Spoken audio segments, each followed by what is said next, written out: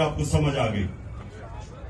आपकी सामने हमेशा दो रास्ते होते हैं, एक आपकी अजमत का रास्ता है, एक आपकी तबाही का रास्ता है।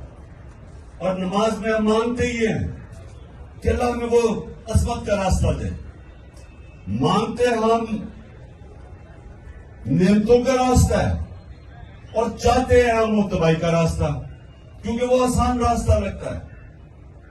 मसलन मुझे कोई मौका मिला, मैं कोई ऐसी पोजीशन में हूं, गवर्नमेंट पोजीशन में हूं, मैं थानेदार हूं, पुलिस में हूं, मैं फौजी हूं, जो भी हूं, तो जमीन पे भेजा ही एक वजह से है कि इंसाफ करो, मेरी जमीन पे इंसाफ करो।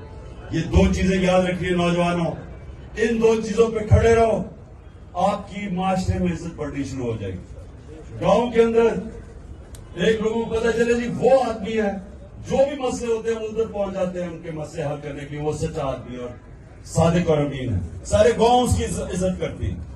नबी सल्लल्लाहु अलैहि वसल्लम की नबूवत से पहले सारे मक्का के लोग जानते थे कि वो सादिक और अमीन है, अभी नबूवत ही मिली थी, लेकिन ये खिताब था कि वो सच्चा और ईमानदार और अमानतदार आदमी। इसलिए ये याद रखना कि दुनिया में ऊपर जाना है।